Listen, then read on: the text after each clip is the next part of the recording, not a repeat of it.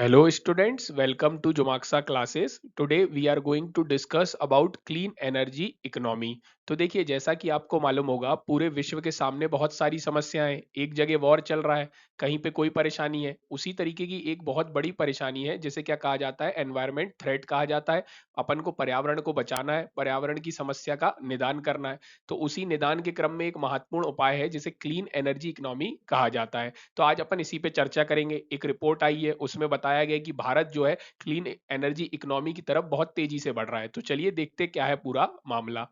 तो देखिए जैसा मैंने आपको बताया, पहली बात तो क्या है, अपन को पृथ्वी को बचाना है, पर्यावरण को बचाना है। किससे बचाना है? तो आपको मालूम है कि CO2 का लेवल क्या हो रहा है, बढ़ रहा है, जिसके कारण क्या हो रहा है, गर्मी बढ़ रही है, जिसे ग्लोबल वार्मिंग कहा जाता है। तो इससे निपटना है। निपटने का उपाय क्या है? CO2 को कम करना पड़ेगा। तो पहले अपन ये तो जान ले पूरे विश्व में टॉप 4 CO2 एमिटर्स कौन है, तभी तो उनको पकड़कर कहेंगे कि आप क्या करिए, अपने CO2 के जो एमिशन है उसको कम करिए। तो कम कैसे करिए उसके उपाय भी अपन बताएंगे। तो चलिए देख लीजिए आप टॉप 4 CO2 एमिटर्स कौन है।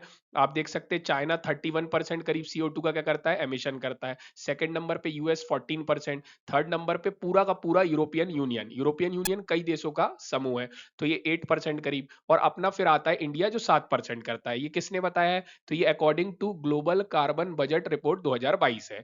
अब देखिए ये तो ठीक है।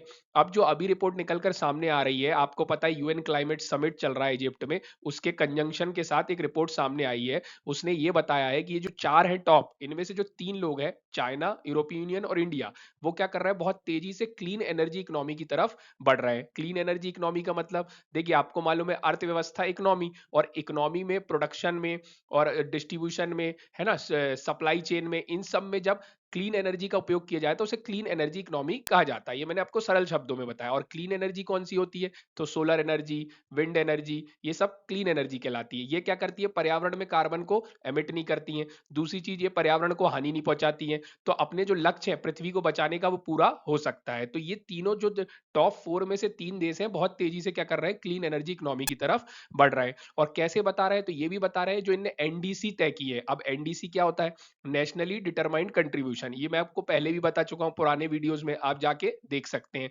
तो क्या हुआ था, पेरिस क्लाइमेट समझौता हुआ था। उसमें यह बोला गया था कि अपन को पृथ्वी को बचाना है। तो कितना बचाना है? तो आपको मालूम था, प्री इंडस्ट्रियल लेवल से 2 degree Celsius max to max और 1.5 डिग्री तक रोकना है। उसके लिए क्या करना रहता है? अब मान लीजिए कोई लक्ष्य को प्राप्त करना है, तो पूरे के पूरे विश्व में हर देश को अपनी भूमिका निभानी पड़ेगी। तो हर कोई ने अपने टारगेट तय किए थे, उसी तरीके से भारत ने भी अपने एनडीसी तय किए थे। तो ये बता रहे हैं कि अपने जो एनडीसी में अपन ने वादा किया था, उससे भी अच्छा अपन काम कर रहे हैं और बहुत तेजी से क्लीन एनर्जी इकोनॉमी की तरफ बढ़ रहे हैं। अब आप यहाँ पे देख सकते हैं हिंदी में। अब अपन बात करते हैं रिपोर्ट किसने दी है। तो according to the UK based energy and climate intelligence units report है, इनकी रिपोर्ट है। इनने बताया जो बिग फोर है, बिग फोर मतलब जो टॉप 4 कार्बन के एमिटर्स हैं, है ना, ये क्या कर रहे हैं, are major emitter downplaying their climate and clean energy progress. क्यों बता रहे हैं, इनका कारण क्या है? तो इनने बताया अभी विश्व में क्या चल रहा है, ग्लोबल क्राइसिस चल रहा है, रसिया यूक्रेन का वॉर चल रहा है। और आपको मालूम है कि जो यूरोप है वो यूक्रेन का कहीं ना कहीं साइड ले रहा है। तो क्या होता था, रशिया उनको गैस सप्लाई करता था, एनर्जी सप्लाई करता था, लेकिन अब उनकी क्या हो गई, एनर्जी कट हो गई है। तो एक तरीके से बताया जा रहा है ये भी एक कारण है जिसके कारण क्या हो रहा है, पूरा यूरोप जो है बहुत तेजी से क्या कर रहा है, क्लीन एनर्जी की तरफ बढ़ रहा है। क्योंकि उनको फॉसिल वाली एनर्जी या जो गैस वगैरह वो तो उपलब्ध हो नहीं पा रही, इसलिए वो तेजी से अपने यहाँ पे क्लीन एनर्जी को बढ़ावा दे रहा है, जैसा कि आप यहाँ पे पढ़ सकते हैं। और क्लीन एनर्जी को बढ़ावा दे रहा है तो दिख भी रहा है, जैसे renewable energy, electric vehicle, low carbon heating system, ये सारी चीजों को क्या है, ये चारों देश बढ़ावा दे रहा है। ये एक कारण बताया जा रहा है। तो कैसे बढ़ावा दे रहे हैं? अब देखिए जैसे आप मान लीजिए कि आप चाहते हैं कि लोग ज्यादा से ज्यादा सोलर एनर्जी यूज करें, आप चाहते हैं कि लोग ज्यादा से ज्यादा विंड एनर्जी यूज करें, तो कैसे करेंगे? आप खुद सोचिए। जब उनको ये चीज सस्ती मिलेगी तो क्या किया जा रहा है, क्विक प्राइस ड्रॉप्स किए जा रहे हैं ताकि लोग क्या करें, ज्यादा से ज्यादा रिन्यूएबल एनर्जी सोर्सेज का उपयोग करें, जैसे विंड एनर्जी, सोलर एनर्जी। और इनके जब प्राइस गिराए तो ये मोर अफोर्डेबल हो गए then fossil fuel. Fossil fuel मतलब जो अपन यूज करते हैं, पेट्रोल, डीजल, कोल, ये सब फॉसिल फ्यूल एनर्जी कहलाते हैं।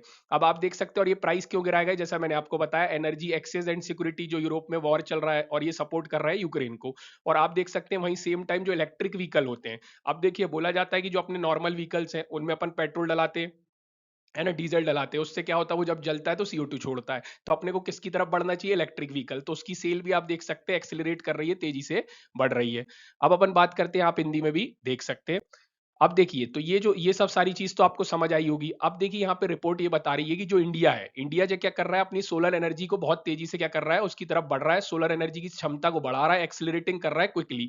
और आप देख सकते हैं, ऐसा बताया गया according to the authors and will drastically alter the country electricity industry this decade. मतलब अपनी जो इलेक्ट्रिसिटी इंडस्ट्री है, तो अपने यहाँ बिजली कैसे पैदा होती है? ताप विद्युत केंद्र होते हैं, थर्मल पावर प्लांट होते हैं, वहाँ पे कोयला जलता है और आपको बिजली मिलती है। तो अपन कोयला ना जला के सोलर एनर्जी और विंड एनर्जी के माध्यम से क्या कर रहा है, इलेक्ट्रिसिटी को उत्पन्न कर रहा है और लोगों तक पहुंचा रहा है। और आप देखते हैं इंडिया ने अपना अपडेट किया एनडीसी, जैसे आप लोग अपने रोज के टारगेट अपडेट करते हैं, उसी तरीके से भारत भी अपना जो पेरिस क्लाइमेट समझौते में टारगेट तय किया था उसको अपडेट किया है। और भारत ने बताया हम कमिटेड है, जो हमने वादा किया था कि 2030 तक हम अपने यहाँ जो non fossil fuel based energy resources हैं अबाउट 50%, मतलब उनने बोला था कि हम अपने यहाँ जो है जो non fossil fuel based energy source को 50% तक क्षमता उनकी स्थापित कर देंगे। और हम अपनी जीडीपी में जो कार्बन की रिडक्शन करेंगे उसकी इंटेंसिटी का कितना परसेंट, 45%। किस लेवल से? अच्छा देखिए, आपने बोला कि हम कम करेंगे, तो मैंने पूछा कब से, किस लेवल से? तो 2005 के लेवल से ये क्या करेंगे, जैसे फॉर एग्जाम्पल अपने यहाँ 100 रुपए का सामान बनता था और उसमें मान लीजिए 100 ही क्या निकलता था, कार्बन निकलता था। तो अब ये क्या करेंगे, 100 रुपए का सामान बनाएंगे लेकिन कार्बन कितना निकलेगा, उसमें से 45% को अपन क्या कर देंगे, रिड्यूस कर देंगे। तो मतलब सिर्फ 55% कार्बन निकलेगा। और ये कहां से चेक किया जाएगा, किस लेवल से? तो 2005 के लेवल से। और अब आप यहाँ पे देख सकते हैं, देखिए ये सब करने के लिए आपको इलेक्ट्रिक व्हीकल चाहिए, आपको सोलर एनर्जी चाहिए, आपको विंड एनर्जी चाहिए। तो इनके क्या चाहिए, नई नई तकनीक चाहिए, नई नए डिवाइस चाहिए। उसके लिए लगती है ट्रांसफर ऑफ टेक्नोलॉजी, और दूसरी चीज लगती है पैसा, डिलीवरी ऑफ फंड। तो इनकी जरूरत पड़ेगी यदि ये सारी चीजों को भारत को या इन देशों को अपने यहाँ अप्लाई करना है तो। अब आप यहाँ हिंदी में भी देख सकते हैं। अब अपन बात करते हैं, देखिए according to the draft national electricity plan बताया है कि इंडिया का जो 2007 से 17 के बीच में था वो डबल हुआ था कोल से पावर बनाना। लेकिन अभी बताया कि सेंट्रल इलेक्ट्रिसिटी अथॉरिटी ने ये बोला है कि वो अपनी जो कैपेसिटी है उसको ग्रो करेंगे by less than 20% over the following 10 years. आने वाले 10 समय में 20% कम करने की कोशिश की जाएगी। और सोलर एनर्जी से देखिए, और सोलर एनर्जी और रिन्यूएबल एनर्जी से जो अपने को कैपेसिटी बनानी है उसको 250% तक बढ़ाने की कोशिश की जाएगी, ऐसा रिपोर्ट का कहना है। अब आप देख सकते हैं यहाँ हिंदी में भी। अब देखिए ये सब हो रहा है तो कहीं ना कहीं दिख भी रहा होगा, बड़े बड़े जो जाइंट है अपनी कंपनियां हैं, जैसे अडानी है, फिर आप देख सकते हैं रिलायंस इंडस्ट्री है, तो इन सब ने क्या किया, एफर्ट्स भी किए हैं इस दिशा में। देखिए 70% ऑफ इट्स कैपिटल इन्वेस्टमेंट जो इनने किया है एनर्जी ट्रांजिशन में लगाया है, इंक्लूडिंग रिन्यूएबल और ग्रीन हाइड्रोजन। किसने? जाइंट अडानी ने। और वहीं आप देख सकते हैं रिलायंस इंडस्ट्री ने भी $80 बिलियन का जो किया रिन्यूएबल एनर्जी प्रोजेक्ट गुजरात में क्या है अपने पैसे लगाए। अब इसमें इन्वेस्ट किया रिन्यूएबल एनर्जी से, तो जो इससे एनर्जी बनेगी वो पर्यावरण को नुकसान भी नहीं पहुंचाएगी। और कहीं ना कहीं दिख भी रहा है कि भारत के एफर्ट आगे बढ़ रहे हैं। और आप देखिए इंडिया जर्मनी की पार्टनरशिप हुई तो इंडिया को पैसे मिल गए, पैसे मिल गए तो इंडिया क्या कर रहा है, अपनी क्लीन एनर्जी रिसोर्सेज को बढ़ा रहा है। और 2030 में जो भारत का लक्ष्य है उसको प्राप्त करने में भारत को आसानी जाएगी और भारत डीकार्बनाइजेशन की तरफ बढ़ रहा है। कार्बनाइजेशन कार्बन छोड़ना, डीकार्बनाइजेशन कम से कम कार्बन छोड़ना या कार्बन को लगभग खत्म कर देना, या जितना छोड़ना उतना वापस से कैप्चर करके पृथ्वी में या जहां भी रखना हो वहां रख सकते हैं। तो इस तरीके से आप देख सकते हैं फंड तो मिल रहा है, टेक्नोलॉजी भी मिल जाए, फंड भी मिल जाए, तो अपन इस तरफ आगे बढ़ सकते हैं। तो आई होप आप यहाँ हिंदी में भी देख सकते हैं।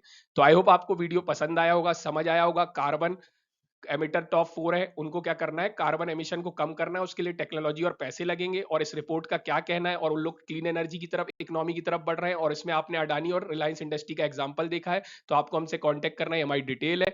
Thank you, thanks for watching. Video पसंद आता है लाइक शेयर सब्सक्राइब कमेंट जरूर कीजिएगा।